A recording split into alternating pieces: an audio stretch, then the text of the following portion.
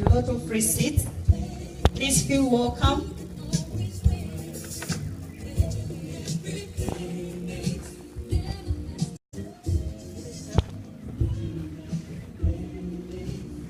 This one is the front. Thanks.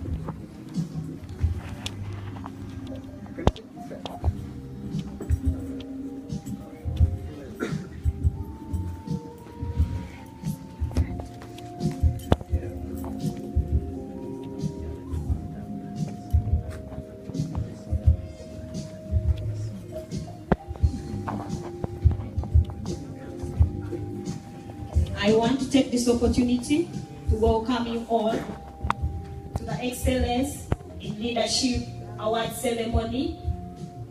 We are very humbled, our honorees and our invited guests. Thank you for honoring our invitation. Thank you so much. Please feel welcome. I would invite the interns and the novices to clap for the guests that have so far arrived.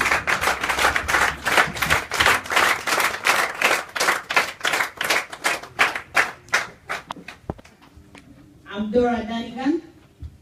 I'm a senior intern here at the A.L.I Leadership Institute. I've been here for quite a very long time, for over 10 years. I've been with A.L.I for 14 years now. So thanks to everyone, thanks to the founder, the CEO, and all that have had a hand in the success of AidChild. Today we are here to celebrate, we are here to rejoice, we are here to join hands as we celebrate a milestone we've so far had as AidChild. Please understand that we are here for you. Feel at home, I would say. Feel welcome. And if you have any question or you need anything, our guests, look up to the people putting on a white shirt with hashtag Make It Beautiful. Please wave to us so that you are recognized. Those are my fellow interns here at the A.L.I Leadership Institute. Wave your hands to us. There you are. All right. We are very, very humbled, our honorees. Thank you for coming. Please feel very welcome. A.L.I Leadership Institute has been here for 6 months now, but A.L.I has been in existence for the last 17 years. It started in 2000, and it has been doing a great job. Thank you to all that have had a hand to make this happen. A Chinese proverb once stated that a journey of 1,000 miles begins with a single step. We are so grateful. We are happy that we have overcome a lot of challenges. We've gone a lot of steps ahead. This is another step. We are happy that you chose to come and celebrate this step with us. Thank you so much. It has an aim, that is the A.L.I Leadership Institute, of creating a model for leadership development in the entire Africa, and also with a goal for an HIV-free generation. Nelson Mandela used to challenge me with a statement that it's always impossible. It always seems impossible until when it's done. That is very true. A.L.I Leadership Institute, as you look at it, so many people what they thought that it is impossible, but it is possible. I want to assure you that, because we've seen the results, and we can tell you assuredly that it is very possible. An HIV-free generation, as we are going ahead, as with the young people, as you, as the community, as the society, put our efforts together, we say that an HIV-free generation is very, very possible. So again, thanks to our honorees who have had a hand in the fight against HIV, each one in your department. We really appreciate, and we do honor you today. I want to, at this juncture, welcome the Global Ambassador 2016, Rogers Dunnigan to take us to another session. Please welcome Rogers Dunnigan.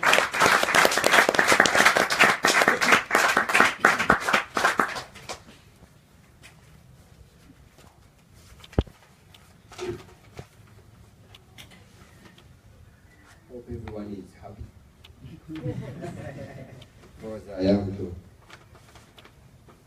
I'm very honored that I'm going to take you to a moment of silence in honor of our flag memorial. In relation to Dora, the MC's quote from the Chinese philosophers that says, even a journey of 1,000 miles begins with a single step. Our first miles were really, really painful. But thanks to our friend Mary there and AidChild Care Foundation, they have made the rest of the miles walkable and endurable.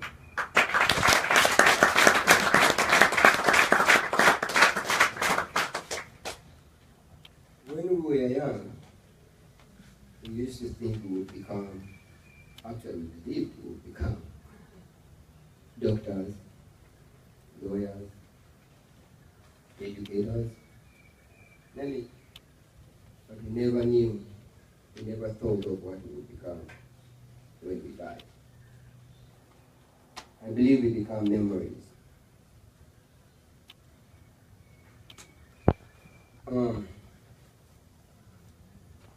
At A.L.I, we have a very beautiful way to celebrate those who have passed. We celebrate our brothers and sisters who have died in the years by raising a flag in honor of their time with us. We are really, really happy for that.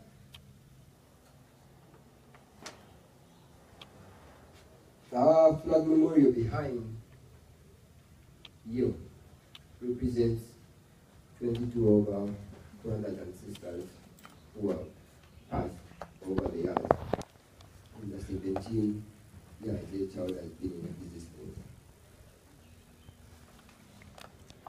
At this moment on, I invite you to please stand up.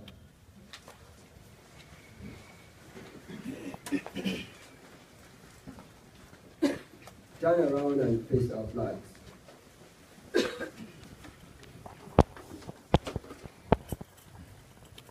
I'm sure each one of us here has lost someone they love, someone they adore to HIV/AIDS.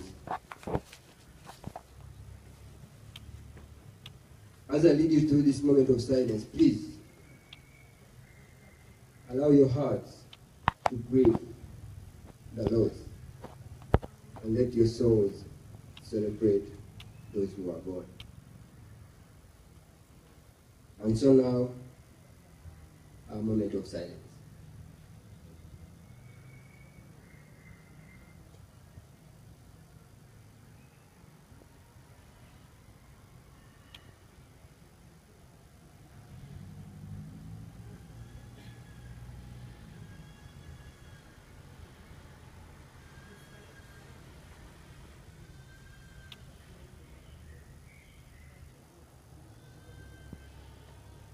Thank you so much. Please, you may have your seats. I'm very, very, very honored that you all have chosen to honor these 22 kids, our brothers and sisters, with whom we are kids with. As a person who shared with them life, who has been with them when they were young, and someone who is honoring their flag at the moment, I'm very, very, very, very happy. I do believe the future is bright with our today's honorees who have helped us in so many different ways towards a common goal, which is an HIV-free generation. Thank you so much. May God bless you. This moment on, I would like to introduce our chief of staff and our very famous uncle.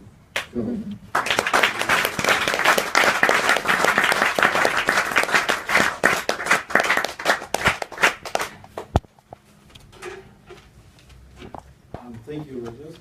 Thank you very much. Indeed, the future is bright. We are all aiming to an HIV-free generation. We are very sure that we will get there.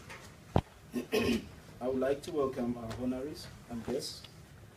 My name is Isereko Tom, and I'm glad that today we're here to celebrate another milestone towards an HIV-free generation. We play our part, you play your part, and we are all winners. We will get to our destination, which is an HIV-free generation. I would like to introduce our administrative team as follows. Miss Umama Nanyoni, she's over there. She's my intern supervisor. Mr. Rogers Nsubuga, Ambassador 2016. Miss Hamida Natalie, she's our lead coach. Mr. Anthony Kanavi, lead accountant. Miss Jane Namsoke, the lead teacher.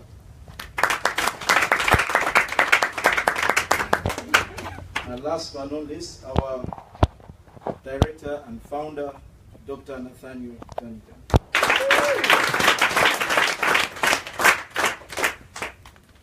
A.L.I runs on a very small budget. I know you may not believe me, but it is very true. When you look around, you say, wow, this is a very beautiful place. There has to be a lot of money. But indeed, that is not what it is. We are able to achieve this beautiful place through our campaign, Make It Beautiful.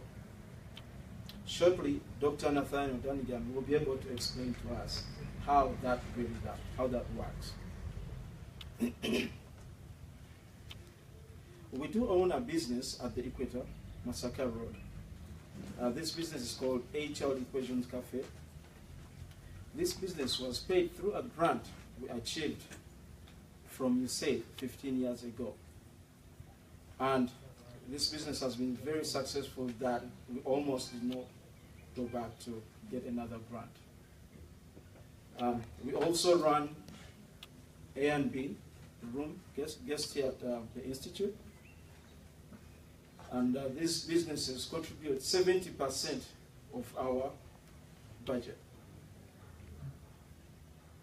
I would like to thank all those that have contributed to the success of this business just by a simple stop at the Equator and here at A.L.I on your way out to the airport, out of the country, or as you come in. Today we have carefully picked out a few art pieces, the best of our best. They are right behind you. And this is also part of our self-sustainable program that helps us pay for all our expenses here. Please do not miss out, and we do take mobile money. We do credit card, and then we also take checks. We deliver. Again, I would like to welcome our awardees. Today is your day. We are so proud of you. Thank you very much. Please enjoy your stay with us.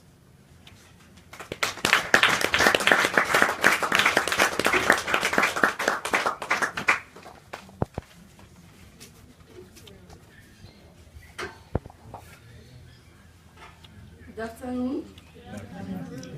My name is Ruth Nakalas.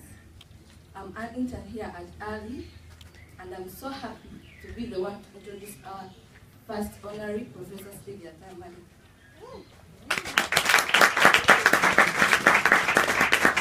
Like my dad and our founder here at A.L.I, Dr. Tamale is a graduate of Harvard University, and she was the first female dean of law school at McGill University. Even more important than her many degrees and career accomplishment is the fact that Professor Tamale is a fierce advocate for human rights. At great risk and cost, she tirelessly, selflessly, and wisely seeks all routes to equality, protection, and compassion for the most marginalized member of our society. Dr. Tamale also founded and serves as a coordinator of gender, law, and sexuality research project at the School of Law. She adopts a critical approach to the law that aims at enhancing students' transformative personal growth and action. Dr. Tamale serves on several international boards and has been a visiting professor in several academic institutions globally. This is hardly the first award she has received, and we are delighted that she is here to receive our humble offering to honor her sacred work. Please join me in welcoming Professor Sylvia Tamale.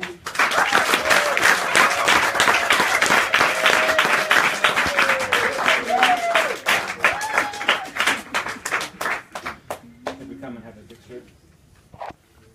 Sorry? We want to present this to you for a picture. Oh.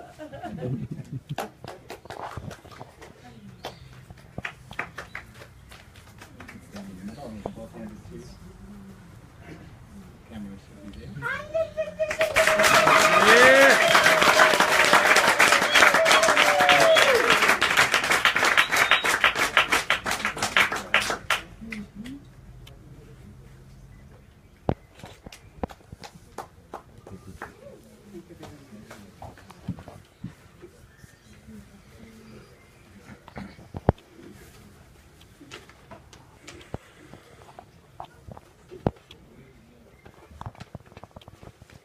Thank you very much, Ruth, for that beautiful introduction. Thank you. You know, when Nathaniel contacted me to inform me about this award, of course I was shocked.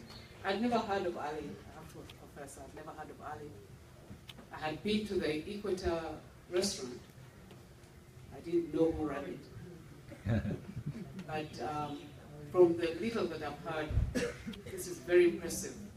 And I've had a very quick tour of the place. Beautiful. Thank you very much. Thank you. Now, Nathaniel asked me to talk about, very briefly, about leadership. And briefly about the work that I do. You know, one time, a few months ago, I was sitting in one non-governmental organization in their bathroom. And I was sitting on the toilet and there was a poster right there in front of me saying that leadership is not a position or title, it is action and example. Because most of us, when we think about leadership, we think it's a title, a leader. It's actually not a position, it's not a title, it is action and example, which means that any of us can be leaders. Now, there are several other leadership posters that are my all-time favorites, and I'll just tell you 10 of them, beginning with that one. Leadership is not a position, it's action and example. 2, leadership is not about controlling. It's about inspiring. Leadership is unlocking people's potential to become better. Leadership is the capacity to translate vision into reality, to translate a dream into reality. Leadership is doing what is right when no one is watching. Don't be two-faced. Don't be a hypocrite. Even when no one is watching, do what is right. Be a voice, not an echo. Like that. It's easy to stand with a crowd. It takes courage to stand alone. Humility is the foundation of leadership. You need to be modest, you need to be humble if you're going to be a leader, a good leader. 9, compassion does not weaken leadership, it strengthens it. And finally, but by no means least, true leaders practice the 3 R's. Respect for self, respect for others, and responsibility for all their actions. Now, I'm a feminist. So in my work, I try to practice leadership that is informed by specific values which define feminist sensibility. Central to these values are issues such as diversity. You know, society has a way of reducing humanity into binaries. You are either this or that. Us, them. Which always lead to discrimination, treating people using double standards, exploiting, oppressing, and so on. Humanity is much more diverse and much more complex than the dualisms that it is reduced to. Boy, girl. And then you discover that there are some people who are in between. They are neither girl nor boy. But they are human beings that deserve the same respect, the same dignity as boy and girl.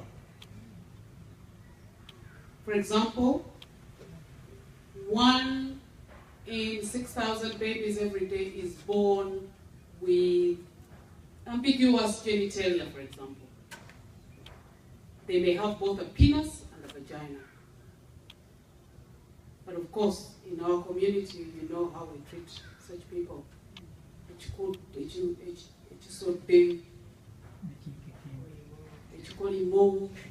All kinds of horrible words. Intersex people are people like you and me, and they deserve the same dignity and respect. Good, bad. Society does that. It reduces everything to either or, without giving license to gray area. Actually, most of humanity lies in the gray area, on the spectrum, not at the extreme ends. And we need to recognize that. Another value that I adhere to is what I call substantive justice. Substantive justice as opposed to notional or formal justice. Because it's one thing, for example, for our Constitution to talk about equality of everyone in Article 21, or saying that everyone has the right to run for political office. That sounds very good on paper. The reality and lived experience of many people just doesn't allow them to enjoy such rights. So when the Children's Act, for example, talks about equality between all children, you know better, don't you? You know that that is simply not true. That is theoretical, that we are all equal. that you understand there's so many issues, there's so many qualities that intersect to make some people more important, more respected, more privileged than others. So when we talk about substantive equality or substantive justice, it goes beyond the notional or the formal justice that many people talk about. Oh, we are all equal. Oh, we justice. It looks at justice from people's lived experiences. I believe in inclusiveness, in the common good.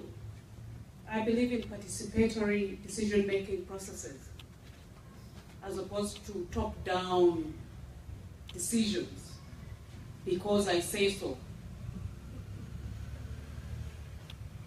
I think we all agree that the current status quo is unsatisfactory, and that we should be working for transformative change. I've heard that word being said by the previous speakers, transformation.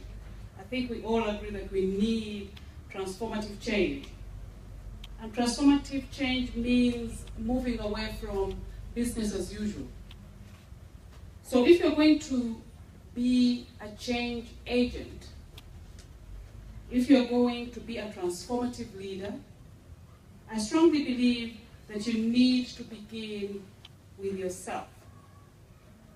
I would urge that you submit yourself to a process known as unlearning. When I talk about unlearning to my students, they usually think that what I am saying is that they should get all the knowledge that they possess thus far and dump it in a trash bin or a dustbin.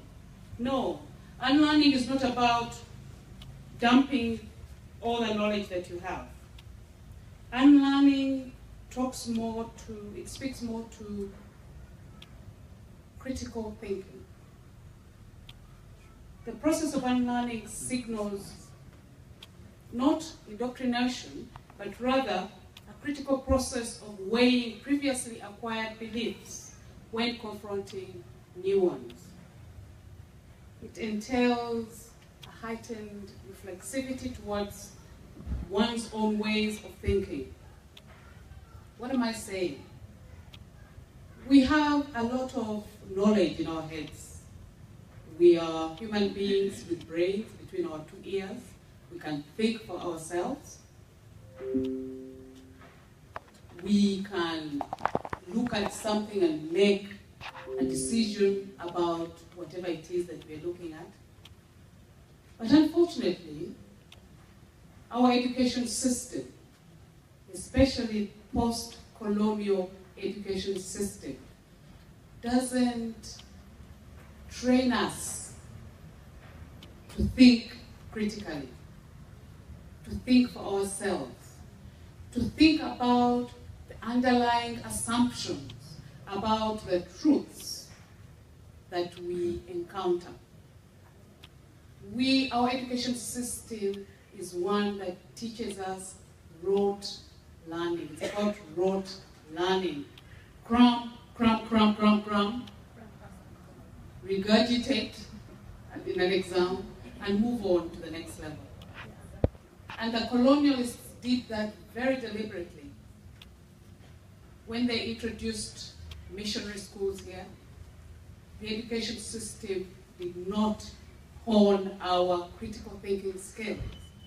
It encouraged us to simply cram, because the British were conscious of the fact that if they honed our critical thinking skills, we shall rise up and challenge their colonial imperial rule.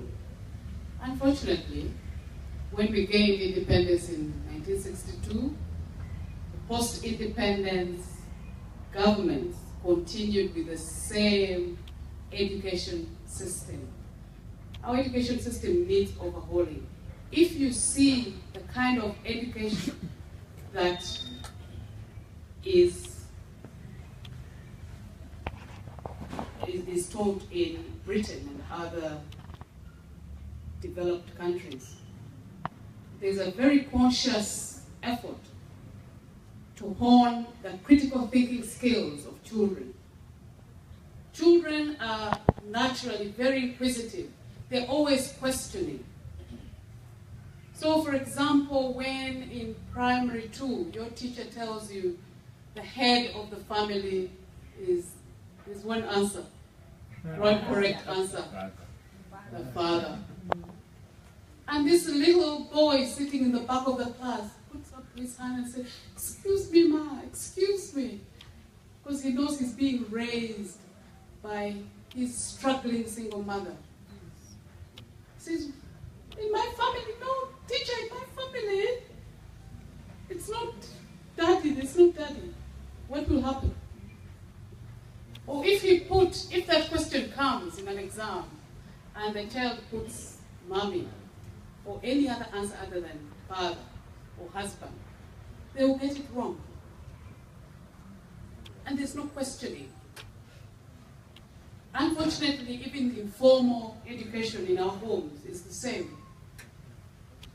Your little daughter, your little son asks you, "Why do I have to go to bed before you?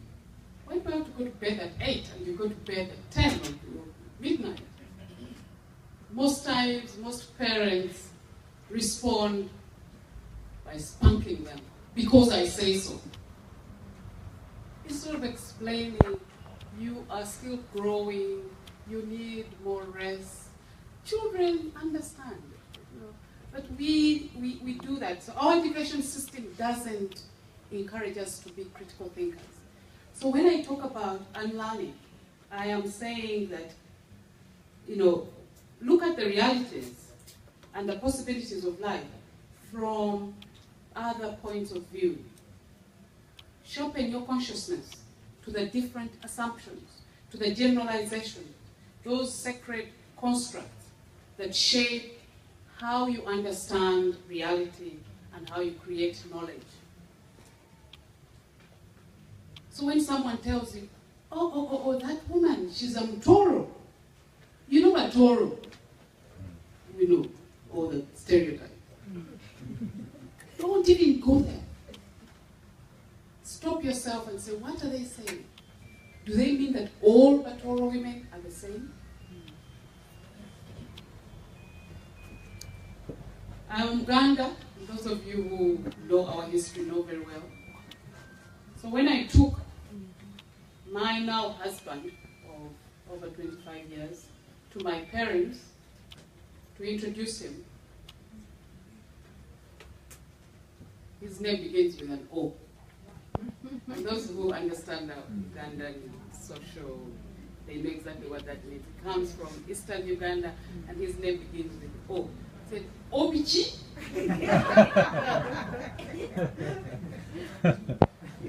The stereotypes.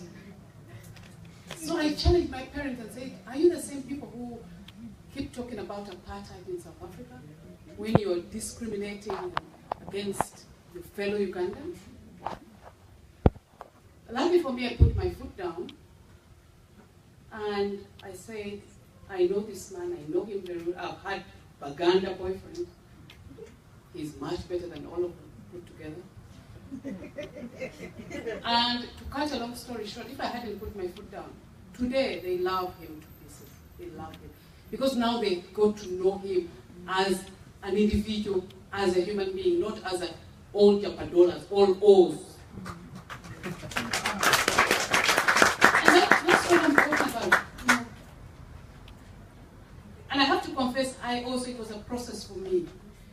Because Joe and I had met years, and it didn't even occur to me that we can end up as husband and wife because of his name, because of where he came from.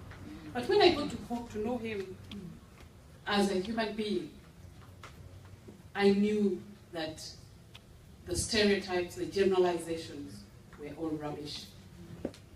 if I hadn't put on a new pair of eyes to see Joe through a different lens, I would never have unlearned what I had learned for so long. I would never have relearned. So you have to go through that process of unlearning and relearning, beginning with yourself. As a leader, you cannot be a leader if you operate based on stereotypes, based on generalizations, okay? Based on someone's skin color, based on someone's religion, someone's disability, where they come from. It just doesn't work. You have to give each individual a chance to prove themselves. Don't always listen to what people say and take it as literally as the gospel truth. Simply because someone is standing at the pulpit and preaching to you doesn't mean that, because when you're in church or in the mosque, you're never ever given a chance to put up your hand and challenge the priest and ask questions. What they say is supposed to be literally the gospel truth. But as someone who has gray matter between your two ears, question. What he has just said, what does that mean? Homosexuals are horrible people. They're sinners. They should go to hell. Then you ask yourself, if they are horrible people, why did God create them? Ask those questions. At a minimum, ask the questions. Don't just swallow. Because you are an intelligent person. As a human being, you're born with intellect. But you should use your brain. At a minimum, question. Discover. Find out the truth. Talk to a homosexual. And see if he is that horrible person that they have painted him to be, or her.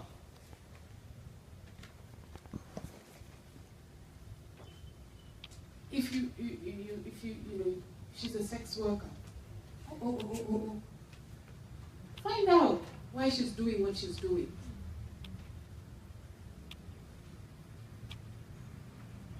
So unlearning is a considerable challenge. Assumptions are assumptions by virtue of the fact that we don't know their assumptions. Generalizations are the very things that our everyday thinking processes depend on. Sacred constructs are things to fight to death for, not challenge. So the struggle to unlearn deals with deep, deep level human value systems. Those ideas, those truths that are part of our comfort zone.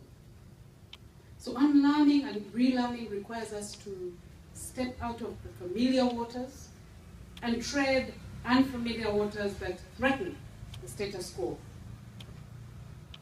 So unlearning involves discomfort. It involves disequilibrium, initially associated with change. So it is a challenge to the safety and security of familiar ground, of deeply, deeply entrenched behavior patterns and beliefs. But it is something that we must all engage in. Thank you very much.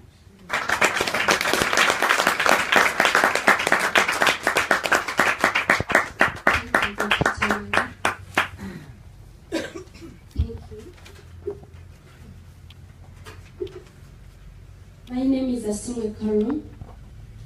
I'm an intern here at A.L.I.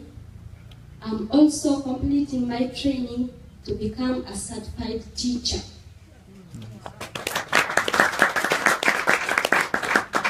It is my distinct honor to introduce our next award recipient, Mary Adair.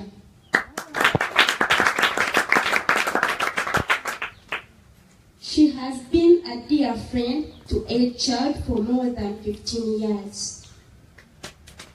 As a physician assistant and a co-founder of the AIDS Healthcare Foundation, Ms. Adair has a long history of the fight against HIV around the world.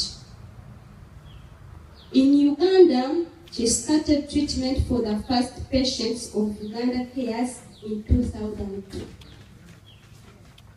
In 2004, Ms. Adea developed and trained the HIV Medic program in Masaka, a task-shifting training program that earned a best practice designation by the World Health Organization.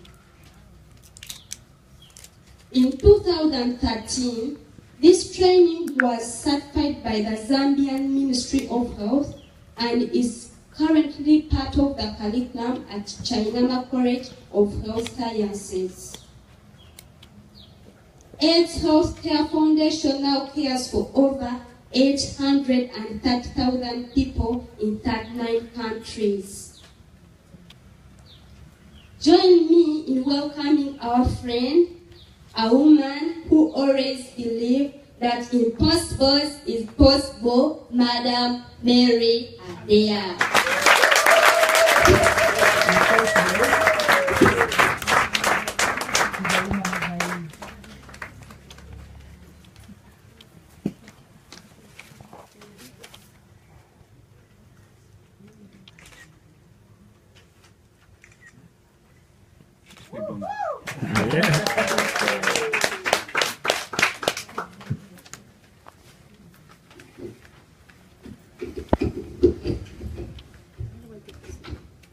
Oops. Sorry. Wiggly girl. Chakangala. A.L.I. Neil. Oyotia. You know, I love Uganda. It's my second home. I remember getting off the plane in Entebbe and had never been to Africa before, had no idea what to expect. We're meeting people I had never met before. All my luggage was lost. I remember I stepped on the ground and I thought, what? I had this really strange feeling like, this is my home. And I know that sounds really dramatic and maybe emotional or whatever, but I really felt that way. It's never changed. I always feel like I'm at home when I'm here. I wanted to say that, you know, the talk by Professor Tamale was really inspiring to me. Every word that she said is so true about leadership. I hope you all listened with very intent hearing because what she says is so true. I think about when I was 19 years old and I ran away from home because I was very abusive. I was beaten every day.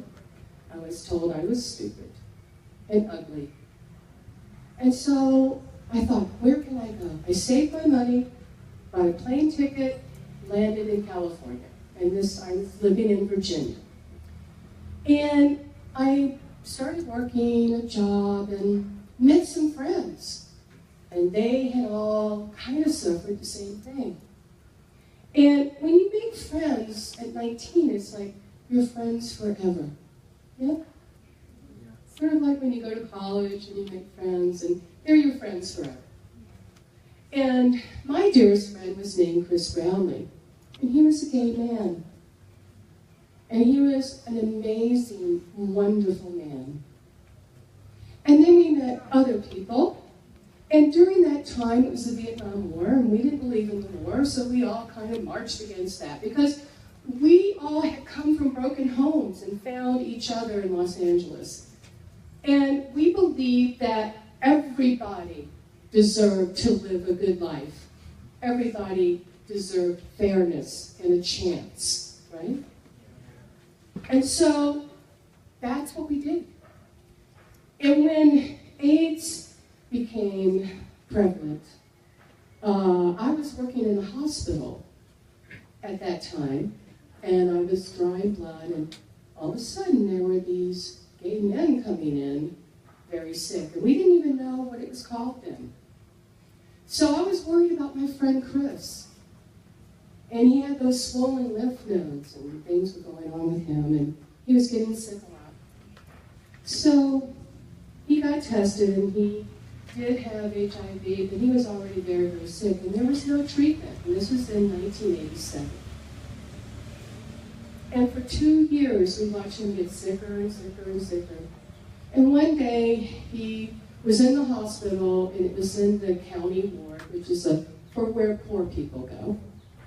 And there was no room for him. He spent 3 days in the county ward.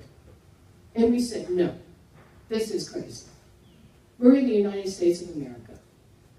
So we started advocating, and we called the supervisor of the county that we lived in, and within an hour we had a room.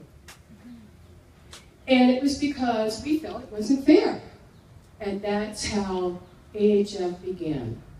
A group of friends sat on the floor in Michael Weinstein's apartment. And we said, what is needed? What do we need to do? Nobody, not even our government, was saying the word AIDS. They didn't say it for over 6 years. Okay, our own government. Because of the stigma. Because most of the people in the United States were gay men. Where everyone else, mostly in the world, were heterosexual. So you had the stigma of the gay thing, and you had the stigma of AIDS as well. And everybody was afraid to even touch or be near someone with AIDS. So we thought, what's needed? And we thought, well, people are dying and dying and dying. Let's build a hospice. And that's what we did. And from there, after we built the hospice, we built 2 more. And after that, we said, what else is needed? We needed a clinic, because now treatment was becoming available. Okay, 2002. What is needed? Ah, the world. The world, so many people in the world, especially Africa, had people who were not getting treatment. And what we had heard was that Africans don't know how to take medicine. They don't have watches. They can't tell time. And we thought, oh, please, that's ridiculous, right? So our CEO, Michael Weinstein, said, Mary, go to Masaka and let's start a clinic. So what had happened prior to that is we never go into a country unless we're invited. And the other thing is that we do not run as expats. No, we hire Ugandans, or we hire South Africans, or we hire Nigerians. We do not come and tell you what to do, because we think you know better than us. So what we ended up doing was working with a Ugandan committee, a Ugandan business coalition. And they invited us to come. And we were given a small ward on the Masaka District Hospital land there, campus. And so I came along with Mama Angelina and some other folks, and we built, we furnished the ward, we hired staff, and we went to ministers' offices begging to let us, get certified, so forth. Dr. Madra was instrumental in helping us. And then after 3 weeks of 16-hour days, we finally opened. And we put our first 2 women, both nurses, on treatment, who are both alive today, which is really great. And since then, we realized that we could go to other countries, and now we're in 39 countries. Now think about this. We just celebrated 30 years of being an organization. We started out with $50,000 donation, and walking around, cans, please donate to us, so forth. And now, as of today, we're worth $1.2 billion. And we're treating nearly 900,000 people free of charge. Free of charge. That's our motto. That's our mission. Free of charge. And when I put those 2 women on treatment, one of the things I ask is, they say Ugandans can't tell time. So tell me, how do you see this? They said, oh, it's easy. It's like when the roosters crow and when the cows come home. It's exactly 12 hours apart. And at that time, we had medicines that you had to take twice a day, every 12 hours. So I was like, yeah. It's like, right, of course. And do you know that in Uganda, we have 98% adherence to HIV medications? We don't have that anywhere else. In the United States, maybe we have 70%. But here, 98%. It's amazing.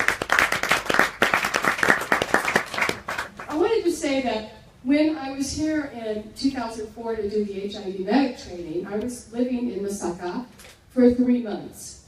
And guess where I stayed? AidChild, thanks to Daniel.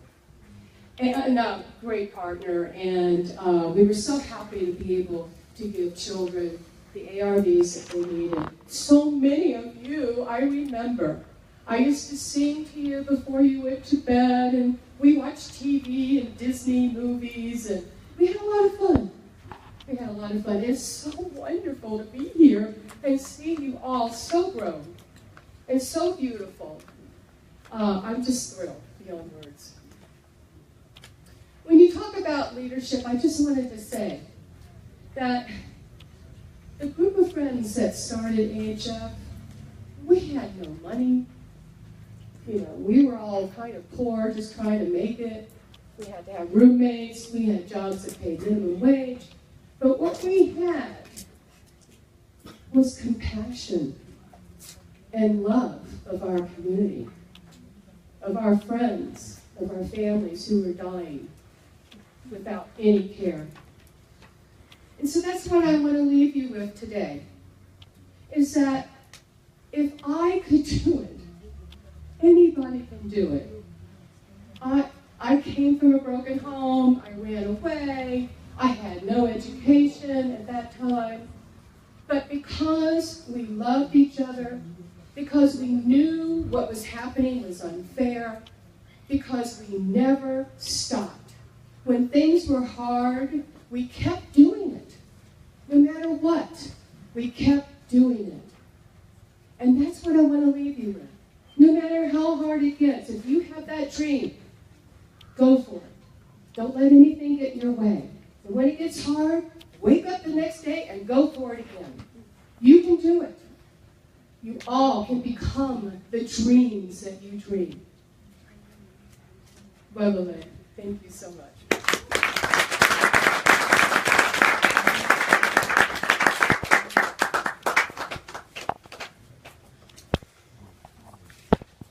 Thank you so much. My name is Julius. I'm an intern as well here at A.L.I. And soon I'll graduate from Bar University of Science and Technology as a doctor in pharmacy.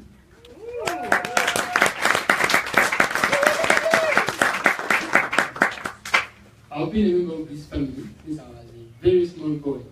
And I'm so happy that you are all here to celebrate this day with us. At this point, it was my responsibility to introduce the third awardee, the Right Honorable Rebecca Kadaga. As you all know, Speaker Kadaga holds the third highest position in the Ugandan government, and she's also the current chairperson and Commonwealth Women Parliamentarians Association International. As an attorney and policy maker, the Speaker works tirelessly to advance the rights of women. Very, very vital tasks in fighting against HIV. She is leading the Parliament at a critical time to fight against HIV. As societies around the world evolve and change, it is important for lawmakers to also seek personal development and hearts of compassion in love, modeling for us all what it means to live together in peace. Unfortunately, when the speaker returned from London late last night, she learned that she was needed at her home district in her constituency. We look forward to having her the following year at the same ceremony, the excellence in leadership. So we're looking forward to having her next year at the excellence in leadership awards ceremony. Thank you.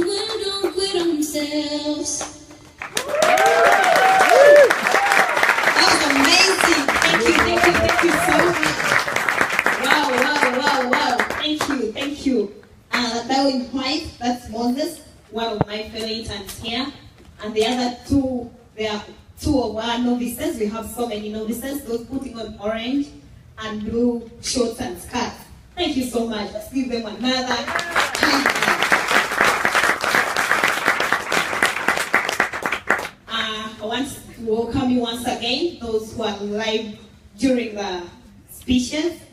Thank you so much for coming. Please feel very welcome. We are here for you. Feel at home. This is your other home. I want to tell you that.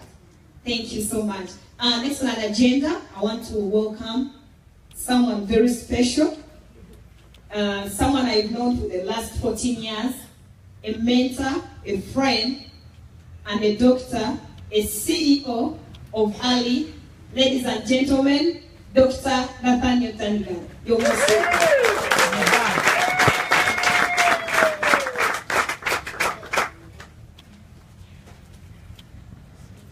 Thank you so much, Dora. You do a great job. I really appreciate it. Don't worry, we're almost through. It's my job as founder and CEO to add my welcome and my hearty congratulations to our two honorees. Thank you. You honor us by allowing us to honor your very sacred and important work. And thank you for the wonderful speeches. They were exactly what I was hoping you might say, and more so, because it's what my interns and my novices need to hear. So thank you. You're welcome anytime. Our library is your library. Our home is your home. Stop by anytime. I should have also mentioned that my new friend Tim here is taking us live on Facebook. So lest you think he's just been bored and watching TV on his phone this whole time. In fact, he's been working for us. So greetings to everyone on Facebook as well. And it will post there as well, so you can, your friends can watch it later if you feel you would like them to hear what Professor Tamale said or what Mary said. Because I think that those messages should go very far. Here at A.L.I, we are rooted in 6 core principles. And we identify these and refer to them through an acronym of the words Be Calm, B-E-C-A-L-M. I'd like to quickly go through them so that you understand what we're rooted in and how they're related to the work that you, our honorees, do and why I reached out to you to come today.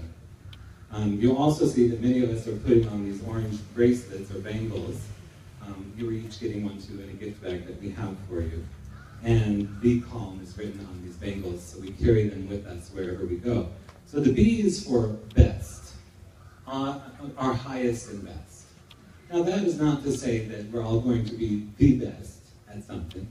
I will never be the best dancer, like Moses and God. And so I'll never get there. But I would like to think that if I tried, I would try to do my best, my highest and best, if given the opportunity to dance. We will never all be the best in class, but we all want to offer our highest and best when we are in class. So we hope that as you look around our institute, you see that principle reflected, that we're doing our highest and best with what we've been given. E in Be Calm stands for earn it, keep it, and the it is reputation. To earn a good reputation and to keep it up.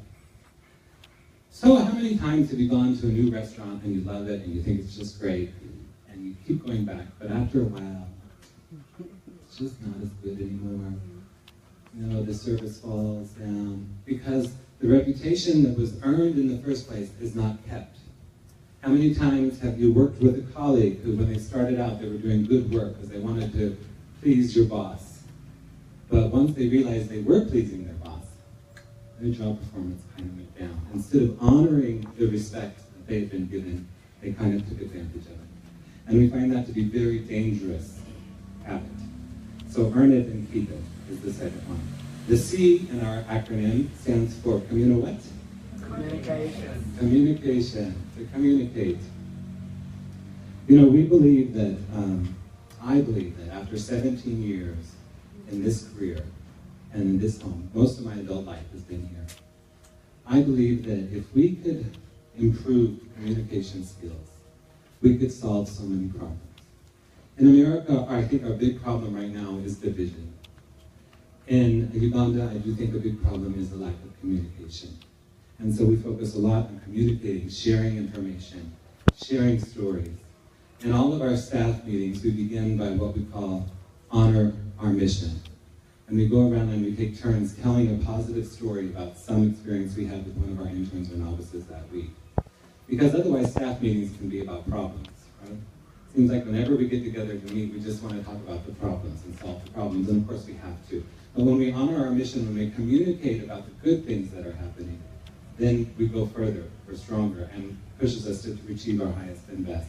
And, you know, Mary, I just want to say on the earn it, keep it part, I think AHF really has that one down. You know, you earn a strong reputation, and you've kept it. It's not just the 1.2 billion, but it's that strong reputation in the field is something that I really admire. And then the A in Be Calm is alone, you are not, that you're not alone.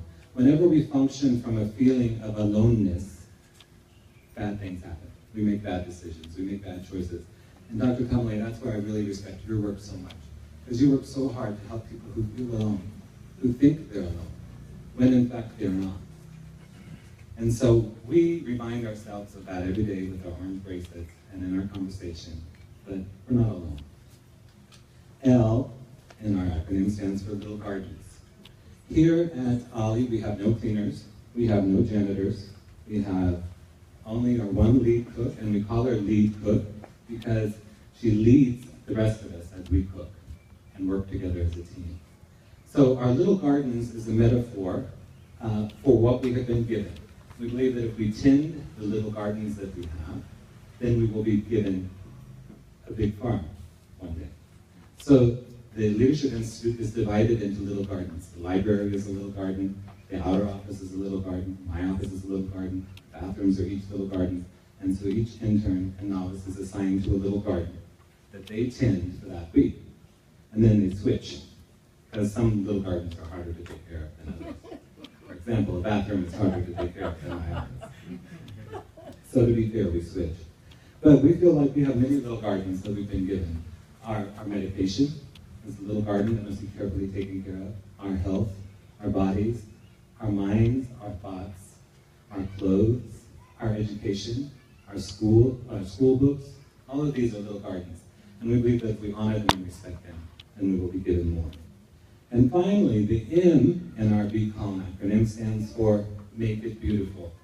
That's why you see it written on the interns' t-shirts, and you'll see it on bumper stickers. There's a bumper sticker for each of you also in your gift bag. Psalms 50 verse 2 says that God shines from beauty. So I think that whatever your faith tradition or worldview, the notion of the divine emerging from things of beauty should not be forgotten. We talk a lot about the fact that beauty is power, that there is power in creating beautiful spaces. And I'm not talking about expensive things.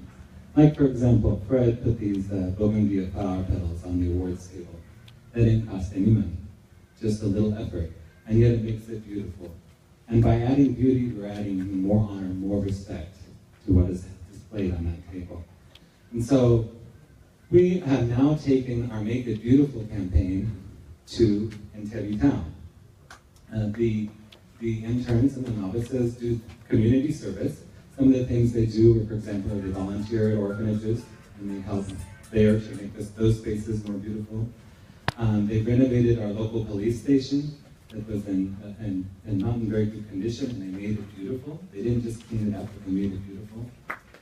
We're very proud of that. And we're excited and happy to do it. And now we have really good friends at the police, and that's a nice thing too.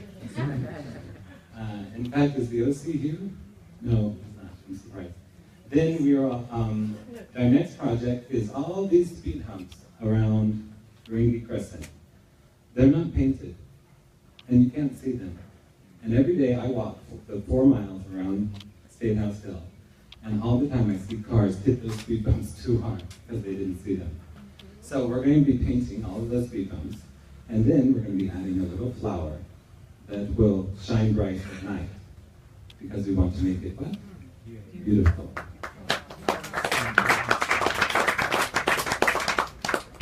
That's also part of the reason that we have the artwork here and the artists who are here today, because artwork can seem like a luxury item, and some of the prices these artists are charging kind of is a luxury item.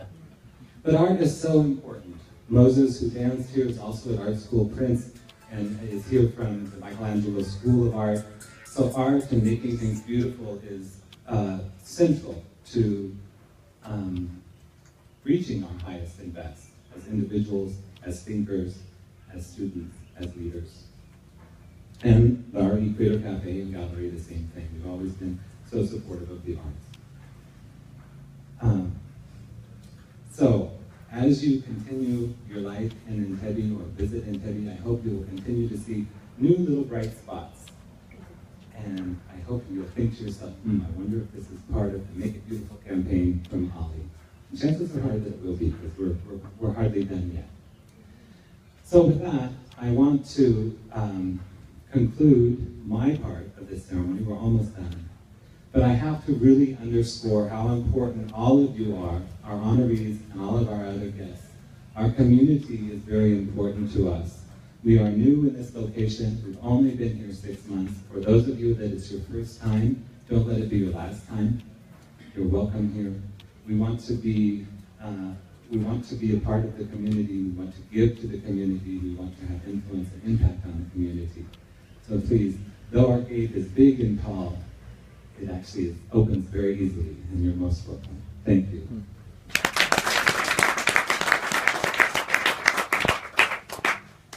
Thank you so much, Dr. Daddy Nathaniel Daniel. Thank you very much. So, how is everyone? Good. Good? Yeah. All right, I'm also doing great. We've come to an end of our ceremony, but not yet other end. We still have something coming up, and that is we're going to have our drinks. We have juice, we have some wine, we have some water, and we have some snacks, sweets from Thai Garden Restaurant. Thank you, Thai Garden, wherever you are, for honoring this event and for helping us celebrate in a very, very special way. And I want again to recognize the presence of the OC. I'm sure he's in the building right now. You're very, very welcome. You have just missed. Doctor just mentioned your name and you are not yet here, but I guess you are that girl. So thank you so much for coming. Well, we have our art show. As you can see, they're all looking really, really pretty. I'm almost pointing at what you're going to buy for the MC. I can figure out. Let me take a very good look. Yeah. So before you leave, please make sure I have a piece for the MC for the wonderful joke. Can you clap for the MC? Well, those who help us to fund our school fees next term, and we still have those who are in the institutions who are not here with us. So when you buy one piece, when you buy that bangle, when you buy that art piece, it's really, really gonna do us good. And thank you, because I know you're going to buy. Thank you very much. So now, let's stand up humbly. I'm requesting you. I know. I want us to remember that A.L.I is aiming at creating or being a model for leadership development in the entire Africa, and also for an HIV-free generation, which we believe is very, very possible because we've so far seen results. So thank you very much, our honorees. Thank you so much, Dr. Tamale. Thank you so much. I'm humbled to meet you once again. Thank you for that beautiful speech. And thank you so much, Mary Ade. You've been a dear friend since our childhood. We are really so humbled. So we are going to proceed to the table for our drinks. So please feel free as we proceed. Some can go to the art show, others proceed to the drinks. Please feel very, very free. Thank you so much, and may God bless you. Thank you.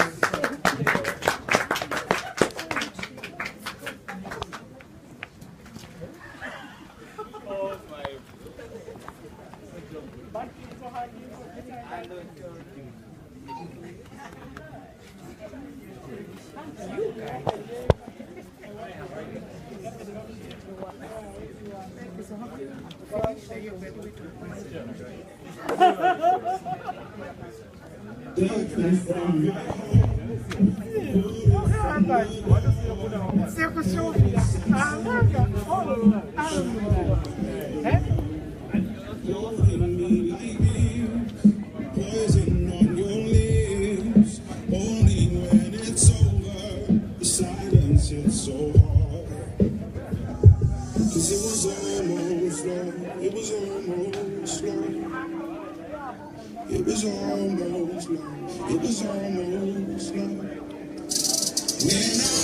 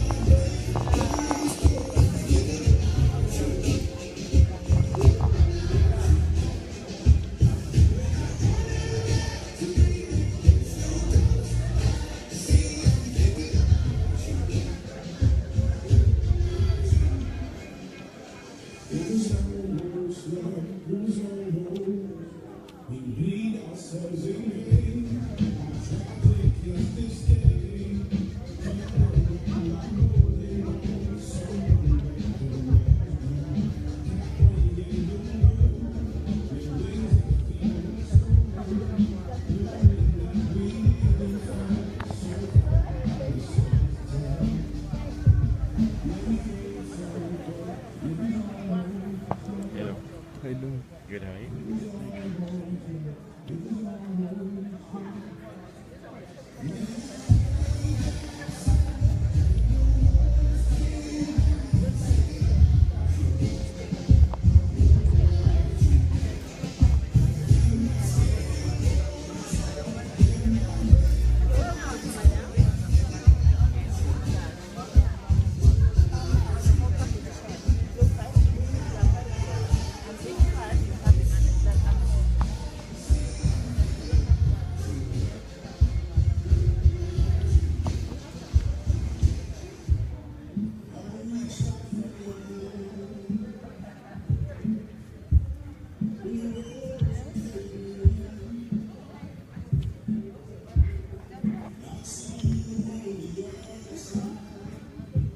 you